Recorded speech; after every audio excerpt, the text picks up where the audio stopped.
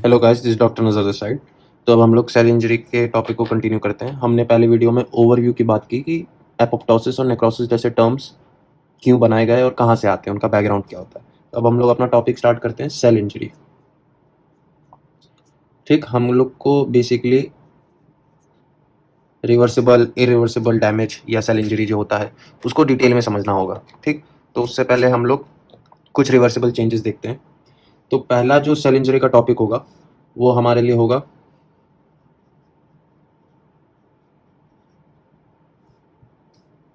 Hypoxia. ठीक, तो hypoxia समझने के लिए पहले मैं यहाँ पे एक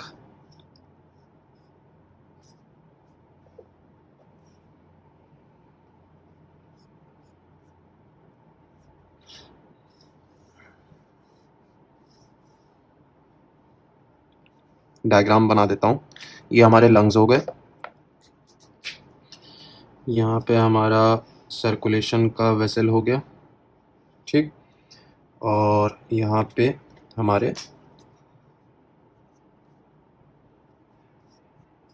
टिश्यूज हो गए, टिश्यू के सेल हो गए। ठीक, तो हाइपॉक्सिया अब हमें समझना होगा कि मान लो हम लोग एटमॉस्फेरिक एयर ब्रीथ इन करते हैं। ठीक, उसमें कंपोजिशन ऑफ गैसेस होता है, ऑक्सीजन, कार्बन डाइऑक्साइड। ठीक, तो उसमें से हमारे लिए इंपॉर्टेंट ऑक्सीजन है। तो ऑक्सीजनेशन के लिए अंदर ऑक्सीजन आएगा।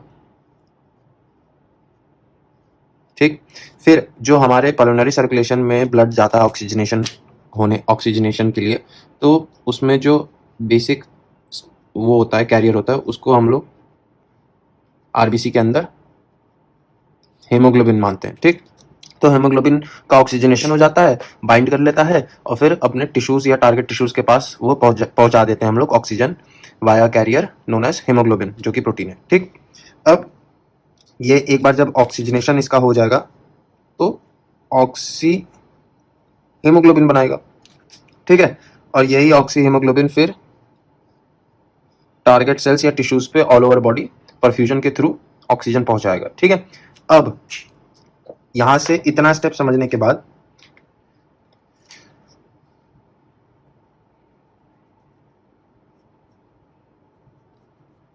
अब हम लोग यहाँ पे अपना टॉपिक हाइपॉक्सिया का स्टार्ट करते हैं।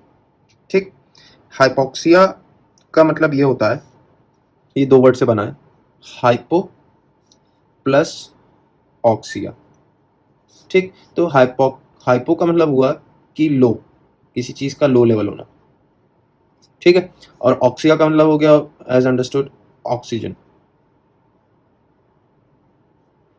ठीक, तो अब हम लोग यहाँ पे ये जो हमारा डायग्राम है, इसमें हम लोग अलग अलग लेवल्स पे ब्लॉक लगा के देखेंगे और हम लोग अल्टीमेटली ये देखेंगे कि कौन सी कंडीशंस अराइज होती हैं। ठीक है, तो हम लोग डिस्कस करते हैं। टाइप्स से पहले हमें ये समझना होगा कि जो हाइपॉक्सिया है, it is the most common cause of cell injury. ठीक, कि सेल इंजरी का मोस्ट कॉमन कॉज अगर कोई पूछे तो आपको आंसर देना है हाइपॉक्सिया, मतलब low levels of oxygen in the blood. ठीक, अब हम लोग यहाँ पे एक एक करके टाइप्स को समझते हैं। तो पहला जो टाइप है हाइपॉक्सिया के अंदर, जो अलग अलग टाइप्स है वो पढ़ने हैं। तो हाइपॉक्सिक हाइपॉक्सिया, हाइपॉक्सिक हाइपॉक्सिया का ये मतलब हुआ कि जो हमारा ये वाला ऑक्सीजन है यही कम है।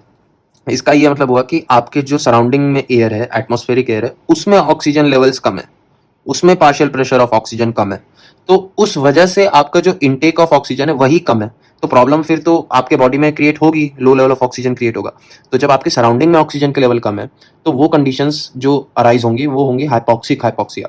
ठीक है, इसीलिए नाम में ही छिपा है कि हाइपॉक्सिक हाइपॉक्सिया का मतलब हुआ कि आपके जो आपने जो एयर ली है उसके अंदर ऑलरेडी ऑक्सीजन के लेवल्स कम है, आपके बॉडी में प्रॉब्लम नहीं है। तो ऐसी कौन सी कंडीशंस हैं जहाँ पे हम लोग हाइपॉक्सिक हाइपॉक्सिया देखने को मिलता है? जैसे हाई एल्टीट्यूड्स हो गया, अगर आप पहाड़ों पे जाएंगे या सी लेवल से ऊपर जाएंगे जब, तो जितना ज़्यादा आप ऊपर जाएंगे तो वहाँ पे जो गैसेस का प्रेशर है वो कम होता चला जाएगा। तो इस वजह से जो एयर में प्रेजेंट होगी गैस या एयर, उसकी कंसेंट्रेशन वाइज वॉल्यूम कम हो जाएगी। तो इस वजह से हाई एल्टीट्यूड्स पे आपको ऑक्सीजन के लेवल्स कम मिलेंगे। और दूसरा केस है जितने भी सीओपीडीज हैं, क्रॉनिक ऑब्स्ट्रक्टिव हाई एल्टीट्यूड्स, समझ लिया। सीओपीडी इस कैटेगरी में क्यों फॉल करता है? क्योंकि सीओपीडी की प्रॉब्लम यह है कि लंग्स बहुत फाइब्रोटिक हो जाते हैं, ठीक है। इलास्टिन और कोलेजन, बहुत सारे ऐसे जो फाइब्रोटिक मटेरियल होता है ना, वो सारे एक्यूमुलेट हो जाते हैं इंटरस्टिशियम में लंग्स के। तो लंग्स बहुत फाइब्रोटिक हो जाते हैं, हैवी हो जाते हैं और श्रिंक कर जाते हैं। क्यों? तो उस वजह से क्या होता है कि लंग्स इलास्टिसिटी, इलास्टेंस बढ़ जाता है लंग्स का, तो आपको खींचने में, बड़ा करने में लंग्स को प्रॉब्लम आएगी, लेकिन आप आराम से उनको रिलैक्स कर पाओगे क्योंकि इलास्टिसिटी ज़्यादा हो जाएगी। ठीक, पहली चीज़, कंप्लायंस कम हो जाएगी लंग्स की। तो जब भी ऐसे फाइब्रोटिक लंग्स की बात करो तो वो हवा ले तो लेते हैं अंदर, ठीक है, किसी तरह से इंस्पायर कर लेते हैं, लेकिन जैसे एक्सपिरेशन करने जाते हैं ना, तो वो उनके जो एयरवेज हैं वो कोलैप्स जल्दी हो जाते हैं। हवा निकलने से पहले एयरवेज कोलैप्स हो जाती हैं, इतना ज़्यादा फाइब्रोटिक मटेरियल और कोलेजन हो जाता है इंटरस्टिशियम में। तो COPD being an expiratory problem, यहाँ पे मैं लिख देता हूँ, ठीक। तो इस वजह से भी एयर ट्रैपिंग एक तरह से होने लग जाती है इनमें, ठीक है। तो ऑक्सीजन के लेवल्स यूज होने लगते हैं, तो ऑक्सीजन के लेवल्स अल्टीमेटली आपके लंग्स में लो पाए जाएंगे। आप इंस्पायर तो कर लोगे लेकिन आप हवा बाहर नहीं निकाल पाओगे। फिर एक वक्त आएगी कि आप हायर लंग वॉल्यूम्स पे काम करना शुरू करोगे, तो इस वजह से क्या होगा कि आप के लंग्स के अंदर ऑलरेडी ऑक्सीजन लेवल्स कम रहेंगे एल्वियोलाई में। तो ये इसी तरह से मिमिक कर रहा है कि जिस तरह से एटमॉस्फेरिक एयर में ऑक्सीजन कम हो, तो इस वजह से सीओपीडीज को इसी कैटेगरी में डाला गया। अब सेकंड हाइपोक्सिया टाइप, अगर सेकंड सब टाइप की बात करें तो दूसरा होता है अनीमिक हाइपोक्सिया। आपके इस वाले पार्ट पर, मतलब यहाँ पे आपके हीमोग्लोबिन लेवल्स पे आंसर छिपा हुआ है। अगर आपके ब्लड में आरबीसीज कम है तो आरबीसीज कम होने की वजह से हीमोग्लोबिन भी कम होगा। तो ऑक्सीजन ट्रांसपोर्ट कैरियर जो प्रोटीन्स हैं यही कम है, तो आपके ब्लड में ऑक्सीजन लेवल भी कम हो जाएगा अल्टीमेटली। तो ऐसे एग्जांपल्स जहाँ पे आरबीसीज कम है और हीमोग्लोबिन वॉल्यूम भी कम हो जाती है, तो ऐसी कंडीशन को पहली बात तो हम अनीमिया बोलते हैं। तो वो सारी कंडीशंस जिसमें अनीमिया से रिलेटेड होगा, जैसे अगर मैं बात करूँ, खुद अनीमिया हो गया, ठीक, और कार्बन मोनोऑक्साइड पॉइजनिंग, ठीक। तो ऐसी कंडीशंस, तो अनीमिया हो गया खुद। सीओ पॉइजनिंग इसलिए इंक्लूड हो गया क्योंकि ये एक ऐसी पॉइजनिंग है कि कार्बन मोनोऑक्साइड ना हीमोग्लोबिन से बाइंड कर जाता है, पहली चीज, ठीक। और कार्बन मोनोऑक्साइड की एफिनिटी हीमोग्लोबिन के लिए ज्यादा है एज कंपेयर टू ऑक्सीजन, ठीक है। अगर आपके ब्लड में कार्बन मोनोऑक्साइड आ गया तो ऑक्सीजन से पहले कार्बन मोनोऑक्साइड बाइंड करेगा हीमोग्लोबिन से, और बहुत स्ट्रांगली बाइंड कर लेगा, तो आपको अलग करना मुश्किल हो जाएगा, तो ऑक्सीजन के लिए प्लेस ही नहीं मिलेगी बाइंड करने के लिए। तो इस वजह से कार्बन मोनोऑक्साइड से भी क्या है कि एक तरह से हीमोग्लोबिन लेवल्स कम हो गए। तो all those anaemic conditions will lead to anaemic hypoxia. Ultimately क्या है कि लो ऑक्सीजन लेवल्स, ठीक। तो अब हम लोग थर्ड सब टाइप देख लेते हैं हाइपोक्सिया की कैटेगरी में। इसको बोलते हैं स्टैग्नेंट हाइपोक्सिया।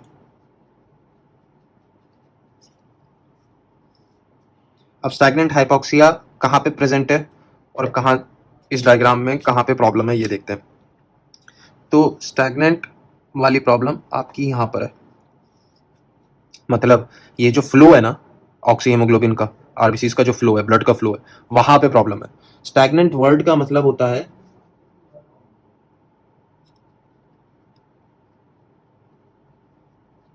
स्टॉपेज या फिर रुकावट। कहीं भी रुकावट होगी तो इस वजह से ब्लड के जो आरबीसीज है वो टारगेट टिश्यूज या अपने डेस्टिनेशन तक पहुंच ही नहीं पाएंगे, ठीक है। तो ऑक्सी हीमोग्लोबिन नहीं पहुंच पाएगा, ऑक्सीजन नहीं पहुंच पाएगा, तो अल्टीमेटली हाइपोक्सिया हो जाएगा।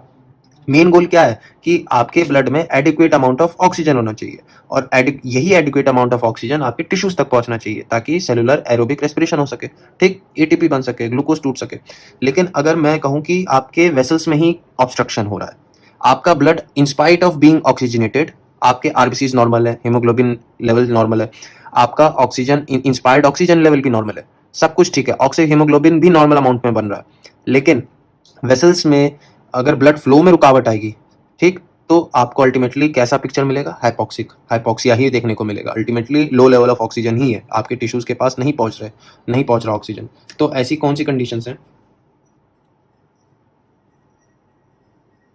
एक तो हो गया आर्टीरियल ऑब्स्ट्रक्शन,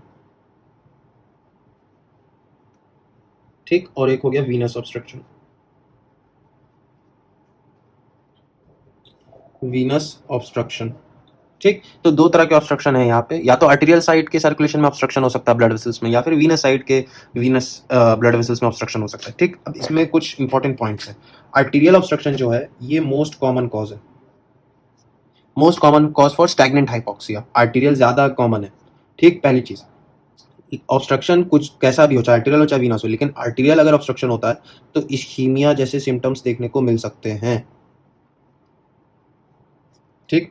इस्कीमिया होगा, इस्कीमिया के बाद लो ऑक्सीजन लेवल्स, ठीक है, क्योंकि हम पढ़ ही रहे हैं हाइपोक्सिया। तो आर्टेरियल ऑब्स्ट्रक्शन होने की वजह से क्या है कि इस्कीमिया क्रिएट होगा। इस्कीमिया क्रिएट होने का मतलब कि आपके टिश्यूज तक ही ऑक्सीजन नहीं पहुंच रहा है, ठीक है। अब हम चौथा टाइप देखते हैं,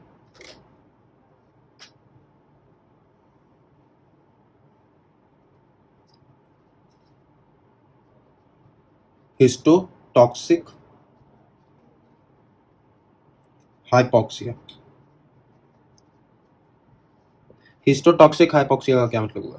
हिस्टो वर्ड का मतलब होता है टिश्यूज, ठीक। तो ये हमारे हो गए टिश्यूज। तो हिस्टोटॉक्सिक हाइपोक्सिया की बात करें तो हिस्टो वर्ड का मतलब होता है टिश्यू, तभी हम लोग स्टडी ऑफ टिश्यू को हिस्टोलॉजी बोलते हैं, ठीक। हिस्टो मतलब हो गया टिश्यू, ठीक। टॉक्सिक मतलब all those toxic substances which can affect the normal physiological and biochemical processes of the tissue, ठीक। हाइपोक्सिया इस वजह से क्रिएट हो गया कि कुछ टॉक्सिक सब्सटेंस था जो टिश्यू के लेवल पर अटैक करके डिस्टर्ब कर रहा है उसके साइकिल्स को। तो इसका ये मतलब हुआ जो फोर्थ सब टाइप ऑफ हाइपोक्सिया है वो हमें देखने को मिलेगा जब प्रॉब्लम यहाँ पे होगी, ठीक है। तो अब हम लोग ये देख लेते हैं कि हिस्टोटॉक्सिक हाइपोक्सिया किन कंडीशंस में देखने को मिल सकती है। तो साइनाइड पॉइजनिंग होती है, साइनाइड पॉइजनिंग, ठीक। तो बेसिकली साइनाइड पॉइजनिंग अगर होती है ना तो सेलुलर लेवल पर टिश्यू में ये एंजाइम्स को ब्लॉक करता है, ये एक एंजाइम इनहिबिटर होता है, ठीक है। तो जो नॉर्मल साइकिल्स होती है ना वो रुक जाती हैं। तो ऑक्सीजन, अब ऐसे समझो कि level of oxygen in the air good, normal है, उसके बाद लंग्स में भी एयर पहुंच गया, नॉर्मल है, आरबीसी और हीमोग्लोबिन भी अमाउंट सही है, ठीक। उसके बाद ऑक्सी हीमोग्लोबिन बन गया, वो भी ठीक है, फ्लो और जो ट्रांसपोर्टेशन है फाइनल डेस्टिनेशन तक वो भी नॉर्मल है, रूट भी नॉर्मल है, ठीक। लेकिन जब डेस्टिनेशन पे पहुंचा फैक्ट्री ही खराब है, फैक्ट्री में दिक्कत हो रही है। फैक्ट्री का मतलब जहां पे ऑक्सीजन अब यूज किया जाएगा वही खराब है। जब सेलुलर लेवल पे आपके जो इंजाइम्स हैं और टूल्स, जो टूल्स अवेलेबल हैं ऑक्सीजन को यूज करने के लिए वही खराब हैं या ब्लॉक हो गए, तो हिस्टोटॉक्सिक हाइपोक्सिया क्रिएट होगा। अल्टीमेटली चारों टाइप के जो हाइपोक्सिया हैं वो क्या कर रहे हैं कि ऑक्सीजन के लेवल्स को लो कर रही हैं, ठीक। या तो फिर डेस्टिनेशन पे ऑक्सीजन नहीं पहुंचा, या तो ब्लड में ही ऑक्सीजन कम है, या तो फिर एयर में ही ऑक्सीजन कम है। तो ये सारी कंडीशंस क्या कर रही हैं कि आपके बॉडी में ऑक्सीजन का लेवल कम कर रही है। मेन गोल ये है समझाना कि ऑक्सीजन के लेवल कम हो गए, ठीक। अब मैं ये एम्फेसाइज क्यों कर रहा हूँ, मैं इस पर बहुत ध्यान से क्यों टाइम दे रहा हूँ, क्योंकि हाइपोक्सिया जब होता है, हाइपोक्सिया इंपॉर्टेंट भी है इसलिए क्योंकि मोस्ट कॉमन कॉज लिखवाया है सेल इंजरी का। हाइपोक्सिया का वर्ड जो मतलब हो गया, ये हमने समझ लिया कि लो लेवल ऑफ ऑक्सीजन है, लेकिन ये हमारे लिए इंपॉर्टेंट क्यों है, क्योंकि एक पंप होता है सोडियम पोटेशियम एटीपीएस पंप, ठीक है। ये एटीपी यूज करता है पंप, ठीक। एटीपी यूज करता है लेकिन ऑक्सीजन डिपेंडेंट है। ऑक्सीजन डिपेंडेंट क्यों? क्योंकि नॉर्मली हमें पता है कि ऑक्सीजन यूज करके माइटोकॉन्ड्रिया ऑक्सीजन यूज करेगा, ठीक। उसके बाद इलेक्ट्रॉन ट्रांसपोर्ट चेन में जाएगा ये ऑक्सीजन, और उसके बाद क्या बनेगा, एटीपी। इसका मतलब होगा कि oxygen levels is directly proportional to ATP, जितना ज्यादा ऑक्सीजन अवेलेबल होगा एटीपी उतना ज्यादा बनेगा। लेकिन अगर मैं ऑक्सीजन लेवल ही कम कर दूं तो एटीपी भी कम बनने लगेगा, और एटीपी कम बनने लगेगा तो हमें ये मालूम है कि sodium potassium ATPase pump ATP sensitive है, एटीपी यूज करके काम करता है। तो जब यही कम हो जाएगा तो ये पंप खराब हो जाएगा।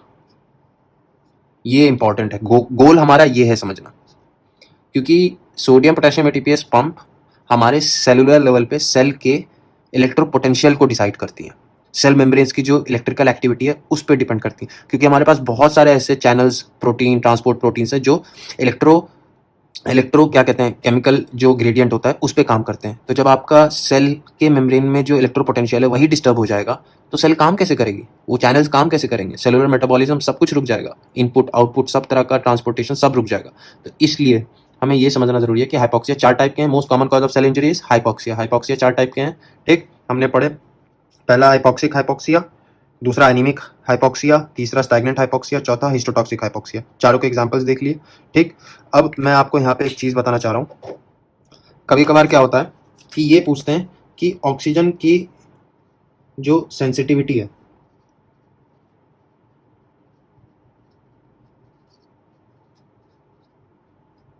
तो सेंसिटिविटी टुवर्ड्स ऑक्सीजन ये टिश्यू अलग अलग टिश्यू पर डिपेंड करता है। तो सबसे ज्यादा सेंसिटिव होता है न्यूरॉन, ठीक, न्यूरॉन मोस्ट सेंसिटिव, ठीक।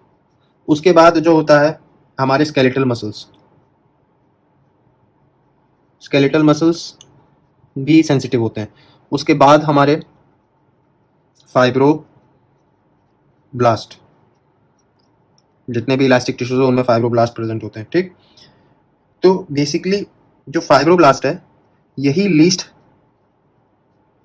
सेंसिटिव है। मतलब अगर ऑक्सीजन के लेवल कम भी हो जाते हैं बॉडी में तो फाइब्रोब्लास्ट इतनी जल्दी मरने वाला नहीं है, क्योंकि उसको सेल इंजरी इतना जल्दी होगा नहीं। लेकिन अगर वही न्यूरॉन हो तो 2 से 3 मिनट में न्यूरॉन का जो सेल होगा, अगर ऑक्सीजन का लेवल कम है तो इंजरी होने लगेगी और ये डैमेज हो सकते हैं जल्दी एज कम्पेयर टू फाइब्रोब्लास्ट, ठीक। Thanks for watching, stay tuned.